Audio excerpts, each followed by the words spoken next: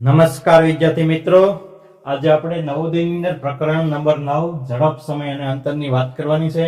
આપણે અત્યાર સુધી 8 પ્રકરણો પૂરા કર્યા અને હવે 9મા પ્રકરણની શરૂઆત આપણે કરવા જઈ રહ્યા છીએ. હવે એનું નામ છે ઝડપ, સમય અને અંતર. અને આની પહેલાનું આપણે જે પ્રકરણ હતું એ આપણું હતું સમય અને કામ.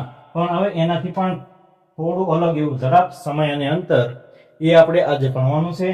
તો આપણે સૌપ્રથમ સમજૂતીમાં મહત્વના સૂત્રો જે છે એ આપણે ભણી લેવાના છે, જેથી કરીને આપણને આના આધારે કોઈ પણ દાખલો આવતો હોય તો આપણને સૂત્ર મૂકીને ગણતરી કરતા આવડી જાય. હવે આપણે સમજૂતીની અંદર મહત્વના સૂત્રોની વાત કરવાની છે. તો અંદર સૌપ્રથમ મહત્વનું સૂત્ર જે આવે એ આપણું છે ઝડપ શોધવાનું. તો સૌપ્રથમ સૂત્ર છે કે ઝડપ શોધવા માટે શું કરવું? તો કે ઝડપ બરાબર અંતર અને એના છેદમાં સમય. જો તમે રકમની અંદર આવો દાખલો પૂછાયો ને, જો આ અંદર તમે સૂત્ર મૂકો તો તમારો જવાબ જે છે એ આવી જાય છે. તો આ સૂત્રો જે છે એ બધા બુકમાં લખીને રાખવા જોઈએ, જેથી કરીને દાખલા ગણતી વખતે આપણે વારંવાર વિડીયો જોવો ના પડે. તો આપણે આને લખી લેવાના છે. હવે આપણે ઝડપનું સૂત્ર મેળવીએ બાદ એની બીજા નંબરમાં આવશે કે સમય શોધવાનું આપણે કીધું હોય તો કયું સૂત્ર ઉપયોગમાં આવે? તો કે સમય બરાબર અંતર અને એના છેદમાં ઝડપ. તો આપણને આ સૂત્ર મૂકીએ તો જવાબ મળી જાય. એની પછી ત્રીજા નંબરનું અંતર શોધવા માટેનું સૂત્ર તો કે ઝડપ અને એના ગુણ્યા સમય. આ સૂત્રો બધા ભેગા ન થઈ જાય એનો ખ્યાલ રાખજો, કેમ કે પરીક્ષાની અંદર જો આના દાખલા આવશે તો બધા સૂત્રો ભેગા થઈ જવાની શક્યતા રહે છે. એટલા માટે બુકમાં લખીને આને પાકા કરવા એકદમ જરૂરી છે.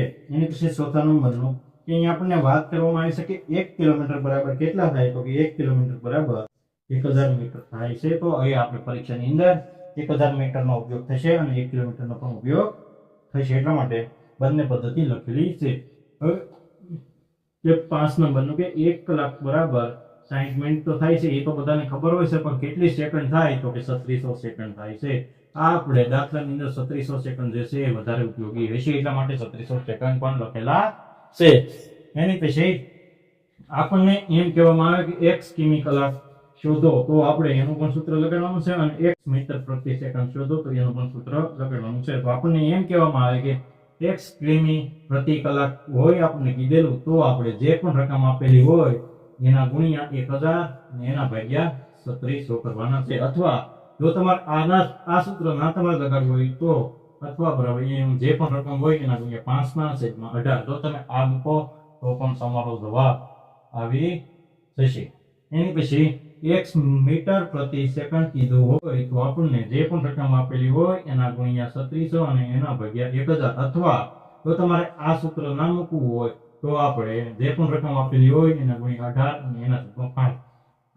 આ અને આ બંને ભેગા ના થઈ જાય એનો ખ્યાલ રાખવાનો છે. તો 1 ગુણ્યા 1000 એના ભાગ્યા 3600 કે તો આપણે 1 કિમી પ્રતિ કલાક શોધવાનું કીધું હોય, અને 1 ગુણ્યા 3600 અને એના ભાગ્યા 1000 હોય તો આપણે 1 મીટર પ્રતિ સેકન્ડ શોધવાનું કીધું હોય. હવે આપણે અહીંયા કે 8 નંબરની એક નોંધ લખેલી છે કે જો ઝડપ બરાબર a જેમ b હોય તો સમય બરાબર b જેમ a થાય છે. તો કે એનું વ્યસ્ત પ્રમાણ થઈ જાય છે. આપણને ઝડપ બરાબર અથવા આપણે એમ કીધું હોય કે 2:3 ની ઝડપ છે, તો હવે સમય શું થાય? તો આપણે 3:2 નો સમય થાય. તો એ આપણું વ્યસ્ત પ્રમાણ થાય છે. આપણે ગુણોત્તરમાં જોયું કે વ્યસ્ત પ્રમાણ કોને કહેવાય, તો એના આધારે પણ દાખલા પૂછાય છે. તો આપણે આ પણ ધ્યાનમાં રાખવાનું છે. અને આ બધા સૂત્રો પણ આપણે પાકા કરી રાખવાના છે. આપણે સમજૂતી જોઈ લીધી છે, તો આપણે હવે દાખલાની શરૂઆત કરીએ. તો દાખલા નંબર 1 કે એક બસ 8 કલાકની અંદર 400 કિલોમીટરનું અંતર કાપે છે, તો તેની ઝડપ કેટલી હશે?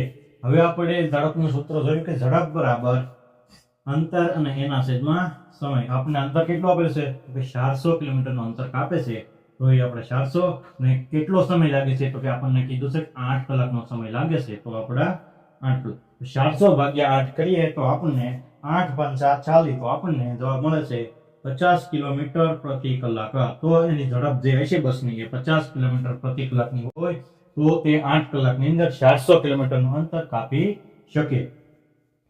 દાખલા નંબર 2 કે એક વ્યક્તિ જે છે 600 મીટર બરાબર 5 મિનિટમાં કાપે છે, તો કિમી પ્રતિ કલાકમાં ઝડપ કેટલી થાય? એક વ્યક્તિ જે છે એ 600 મીટરનું અંતર જે છે એ 5 મિનિટની